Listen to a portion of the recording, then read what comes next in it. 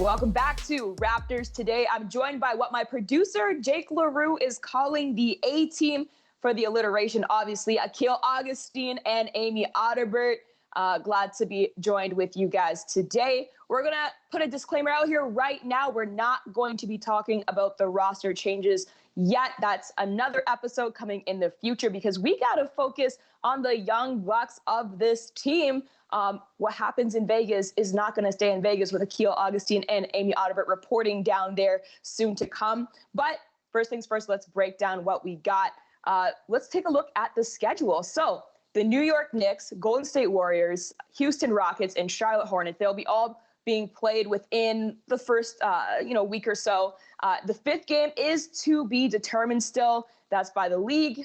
So let's get into it. Now, the biggest name, easily, Scottie Barnes, Akil. He was the fourth selection out of the Raptors draft this past year. I think there's a lot of excitement around his style of play. But Akil, for you, what is the most important thing that you really want to see him get out of Summer League this year? Well, for Scottie, he's going to have the rare opportunity. I think the Raptors kind of run their summer league and their whole player development system similar to how the NBA does, mini camps and coaches visiting players and rookie camps. So he's going to get a lot of stacked information. Everyone wants to talk about the jump shot and how that's got to develop. I think player development is going to do a great job of developing that shot over time. Jim Sand has done a great job with his time with the Raptors, but I don't think you can put the emphasis on that this first summer. So for me, when I look at Scottie Barnes, the first thing I want to see him learn are the rotations and the language, because with that body and the raw athleticism on defense that we've seen, this team can use him good to go, throw him in at any point in defensive situations while he develops those other skill sets. So to me, it's language and it's rotations, and that's going to make Scottie Barnes capable of contributing faster than if they're to focus on other stuff. They're calling him a versatile player. So with that in mind, I always get curious, and Amy, I would love to hear your thoughts on this, but what position or even role do you see him playing on this team? Anyone that's thrown at him. Let's not forget, this is the reigning ACC Rookie of the Year and Sixth Man of the Year at Florida State, which means throw me in, coach. I'm new, and maybe I don't know the system is great, but I'm going to compete and I'm ready to go. How exciting for him. The Raptors fans who have enjoyed this brand of basketball, of tough defense, flying down the court into offense, I think they're going to love Scottie Barnes. He's captivating because he's proven that he can dive into systems. Where Amy is particularly excited is to see how they can use him in different pick and roll coverages. Anytime Scottie's talked in the last couple of weeks with media, one of the first words out of his mouth is defense. I get really excited when I hear that because that's what the Raptors want. I think this was not only picking a very good basketball player, but in terms of fit. So we're going to see a guy get thrown into some situations in his first real taste of NBA basketball. And I think he's going to go crazy in the best way possible. I think he's going to get out there. He's going to defend the heck out of the ball and help his teammates. And that's what I'm most excited for. Amy, you and I, when we played, defense was our language. So, that's something that we love to hear. Something that I've picked up off of like Bobby Webster. I've mentioned it before in the past, but Bobby said, his build is kind of like an OG. It's kind of like a Pascal. It's that point forward body. And so Bobby even said, if we could have all five guys looking like him, we'll take it. So I think it's going to be a very interesting fit for the Raptors. I'm very curious to see how it fleshes out with Summer League, but let's hear from Scottie himself. I'm not someone that just really holds things back. You just see I'm always happy. I'm always energetic. I'm a loving person. I'm caring. So I like to talk about a lot of different things. I love basketball to death, but I know how to conversate with people. I like to get to know people. I'm very open to that. I like having conversations with new people, just meeting them and building a relationship with just new people, So I'm very open to that. I played with David Johnson a couple of times, played with him or against him a couple of times, just like USAB mini camps. I watched him play. I remember Adidas Nations back when I was in like 9th grade. So me and him, we're cool, even though we played against each other before. We're cool. We have a good connection for each other. He's a funny guy. He's one of those guys that always smiles, brings the joy. He's one of those guys. He's in some sense of ways kind of like me. He's an open guy. He always has a smile on his face. With his game, he's a big tall point guard. I would say, big body. dude that knows how to use his body well to finish. He has a great IQ when he's on the floor. So I know a lot about David Johnson. I was just saying when I just come and step on the floor, just bring it right away. I'm just going to bring it right away on the defensive end, bring that energy, talking, communicating. I would say that's just how I'm just going to bring when I step on the floor. That's an instant thing that's just going to happen, I would say, for me. But while showing other things, I'd say just with them playing throughout the offense, I'll be able to show my abilities of what I'll be able to do. I trust the Raptors organization and what they have in place for me. I know that they'll be able to put me in the right position where I could accept the work and see my talent. With the fourth pick in the 2021 NBA Draft, the Toronto Raptors select Scottie Barnes.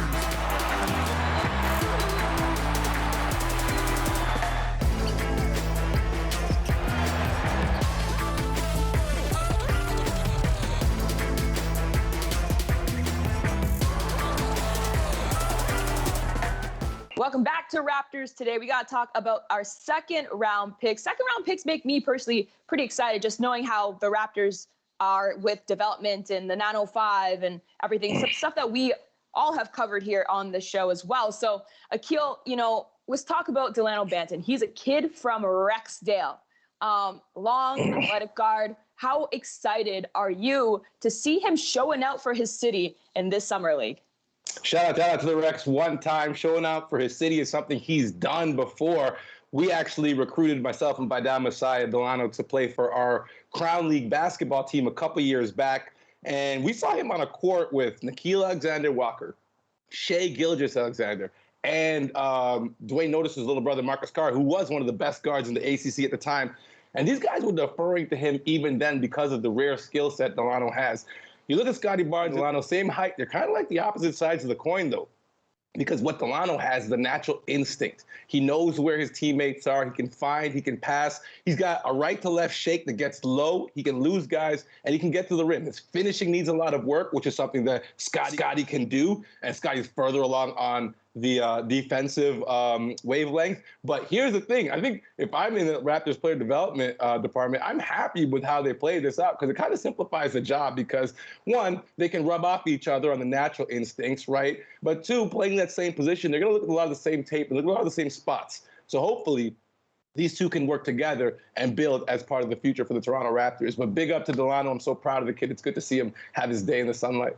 Absolutely. We love to see it, like homegrown right here in Toronto. But let's turn to this 47th pick, David Johnson. And Amy, I'm going to go to you for this because, he's kind of that in-between position. He's 6'5". They're saying he's a tweener. He could play point guard, little shooting guard. But what do you think he should really focus on in this summer league? Well, first, let me just say I'm really happy another ACC guy. As an ACC alumni myself, I'm happy to see the conference come up here. And he just finished his second year at Louisville. And when you look at his numbers between his first and second year, he almost doubled his scoring and his rebounding. His minutes also almost doubled, which means he's been consistent and he's been ready in his opportunities. What better opportunity than the NBA Summer League as a second-round draft pick? Another thing he really did, again, you look at his numbers, he attempted 60 more shots from long range from the three, and his percentage jumped almost 20%. So there's been an intention to show that range, to develop that range, and that's something, especially you mentioned playing off of Malachi, the opportunity, and we know Malachi makes great decisions with the ball in his hands. And so this is a great opportunity for David to get in there, work off ball, and show some long range ability. Absolutely. It's almost like there's lots of possibilities with his position. And I think especially if he hones in on being a point guard, a 6'5" point guard, well, you can't go wrong there. But, if we talk about back to Dalano Banton real quick, he said something that really spoke to me in one of the press conferences. He said, it's not about where you are, it's about where you plan to be and live bigger. So I think that's a great message that he sent out to his own community And on that note, we'll actually go to Banton, Coach Nurse, and Bobby Webster because they all had some great stuff to say. It was a dream come true, just knowing that all the hard work you put in, and just everyone in the draft wanting to hear their name called, and just being blessed with that opportunity, and it being to the Raptors. I feel like just both of my dreams coming true at once. It's kind of surreal to me still, but I'm just grateful for the opportunity. I'm thankful for it. I thank everyone multiple times a day, and I'm just blessed to be in the position I am. But I came a long way, but I have a long ways to go. So just knowing that and just continuing to grind. Growing up and having to go against all the odds, in Toronto and from Canada, it's harder to make it out than other guys like coming from other places. So, I feel like just that and just having that tougher background that I did, I feel like, you have to bet on yourself and believe in yourself. Because if you don't, no one's going to do it for you.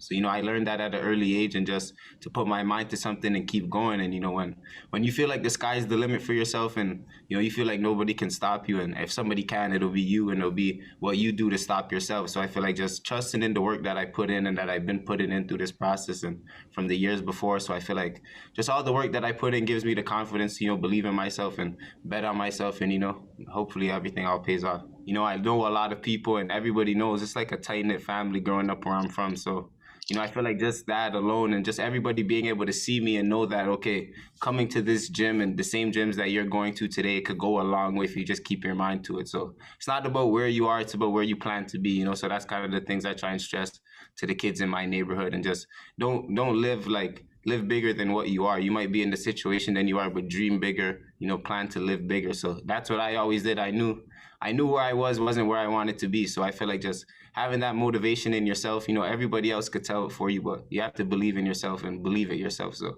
it really starts with you. But, I feel like just coming from where I come from, it gives a lot of people hope. I feel like a lot of people think they can make it now. And if you just believe in yourself, you will, Yeah, like I said, I'm from the north side of Rexdale, Kipling, and the 45 comes from the 45 Kipling bus. And that runs, I'm from Kipling in Mount Olive, so it runs through Mount Olive, right, that's the stop, and it's the 45 Kipling. So when I was trying to think of a number that means something to me, just, I was kind of getting tired of just wearing numbers. I feel like you could always make meaning of something. So I felt like, once that clicked to me, it stuck. Everyone who knows me knows I'm a guy who takes where I'm from with me with pride, So I feel like that was it. And just, gyms right across the street. We had the Rexdale Community Hub. That was literally across the street from me. Like, everyone from my neighborhood goes there, like, every single day. That's where I grew up. Like, after school, that's where you go. That's where everyone goes. They get you in the gym. They make sure you do your schoolwork and stuff like that. So, just being in those neighborhoods, just take advantage of those community centers. I know right now there's COVID, so probably a lot of it's not open, but I just took advantage of those community centers, keeping myself from outside of the neighborhood, just always take advantage. We have the North Kipling Community Center, which is like 2 minutes away from that one. So, the way they have it scheduled is the Rexdale Community Hub will have like runs or drills or like training on one day, and they'll have it mixed up with each other, so it could be back and forth from each gym, and it's like 2 minutes from each other, like a 2-3 minute walk. So just being able to take advantage of those community centers to just keep yourself off the street, keep yourself out of trouble. I feel like that was the blessing for me that I had those community centers to just keep me in the gym. So I feel like just staying close and tight knit with where I came from is just going to be the best. Looking forward, and I'm looking to do a lot of stuff from my neighborhood for time to come, and give backs and stuff like that. So it's going to be great, man. He's kind of a multifaceted, multi-positional, two-way player, Doug. I mean, I think we talk about that a lot. Yeah. We want two-way guys and be able to guys that are versatile. And I think he's all of that, and he's young and excited, man. I liked him, got to know him a little bit, all those kind of things. And it's a great pick for us. I mean, I think that I think he has a desire to be really good, Ryan. And I think any of our guys, again, I'll keep talking about our two guys, OG and Pascal. I think those guys both had the desire to work and learn and improve, and have done so and continue to do so in the shooting department. So we'll try to get Scottie in on that, but he's already looking forward to that and talking about that. He's pretty coachable young guy, I think, from what I can tell so far. No, I think for all the Canadians, I mean, this is a perfect example of why you have BioSteel. I think that's the first time I saw the kid play, right? We all watched him there and have continued to follow him. Obviously all the Canadian talent draft the first Canadian kid. I'm sure it was cool for all of us to hear on the broadcast, Toronto Raptors select Dalano Banton from Toronto, right?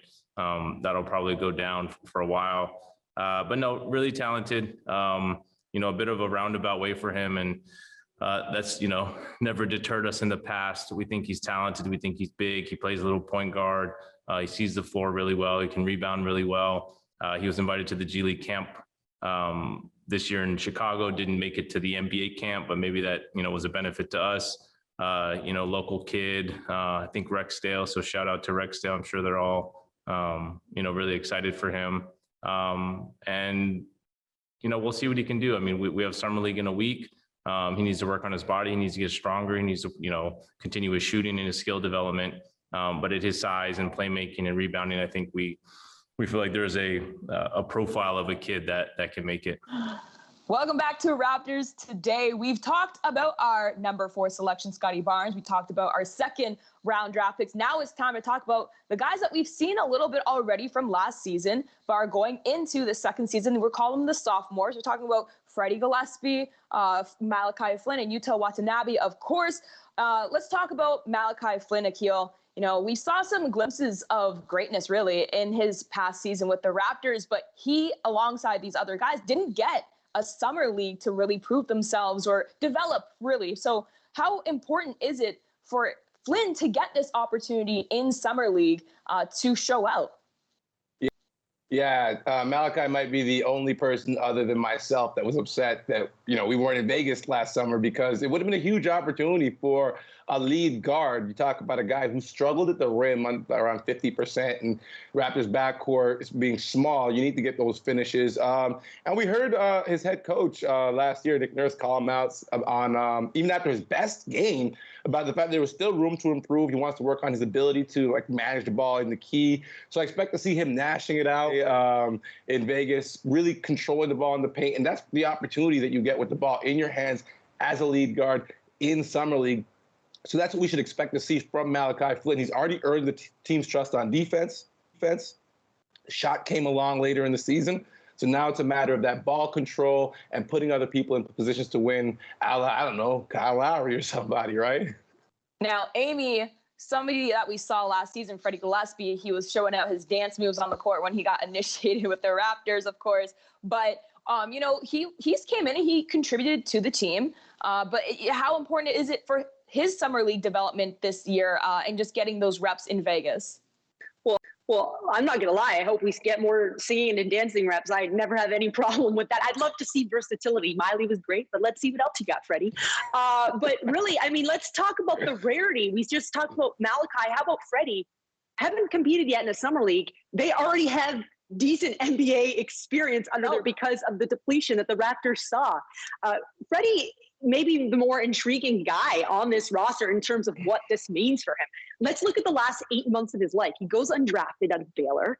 Okay, then he gets averages a double-double in the G League bubble for the Memphis Hustle, gets picked up on a 10-day of the Raptors, turned into another 10-day for the Raptors. Now he's with the Raptors. He played 20 games.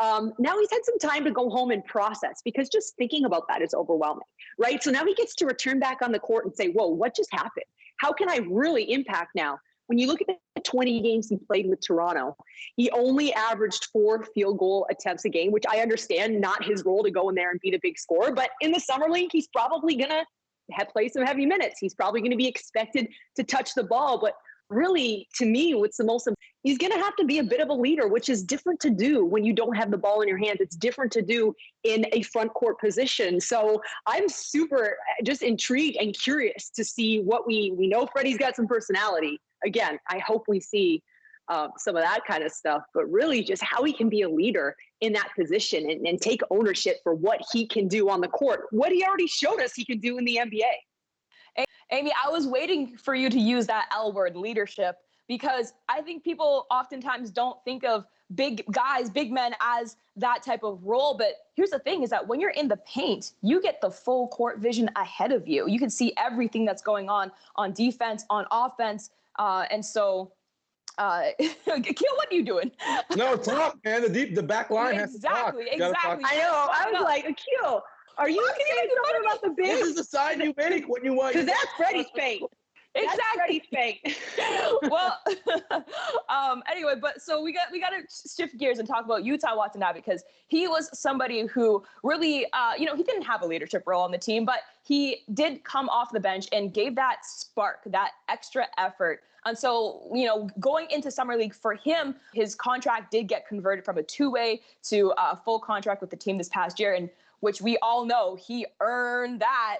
And so he did have limited minutes, but his presence was very effective when he was on the court. And so I think something that he could really work on and develop in this year's Summer League is just solidifying his presence and really putting an emphasis on why he deserves more minutes this upcoming season. So I'm looking forward to seeing what he's going to bring to the court as well. Akil, I know you're probably going to be living it up in Vegas. So I'm going to go to you first and ask you, what are you going to be looking forward to the most in Vegas, other than anything off-court related? Well, I think my off-court days, now this is year 9 and I'm 38. I think I'm finished with the Strip. But the thing that interests me the most has to be what is either going to be the conclusion of or the start of another strange chapter in the Jello Ball saga. Can this guy really play? What's going to happen? He's got a spot and a shot. I think something just went against him, though, in that the Hornets chose not to let LaMelo play, because I feel like that would have been his best chance. LaMelo would have been looking out for Big Bro and spoon-feeding him some good looks. But, this is going to be made for TV, right? Jello's an interesting character. I want to see if he can play. It's amazing. Yeah, that's going to be a lot of fun. I'll see if you could get an interview or lock something up with him for or something sure. like that. Absolutely. Promise. Amy, what are you looking forward to? Well, age is just a number, so Akil, you can throw your per diem my way, and I will use it. I'm just kidding.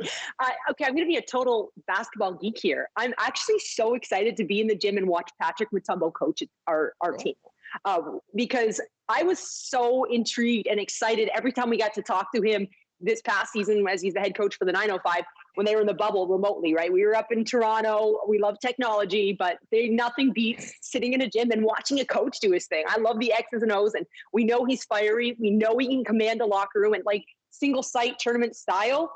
Hello. The 905 finished 12-3 last season, right? Finished the number one in the regular season. He thrives in this type of environment. I'm so pumped to watch him do his thing and literally get to be in the gym watching him do it. Maybe even get to actually say hi, not through computer screen. So I'm so excited to see that part of it. And Akil Perium.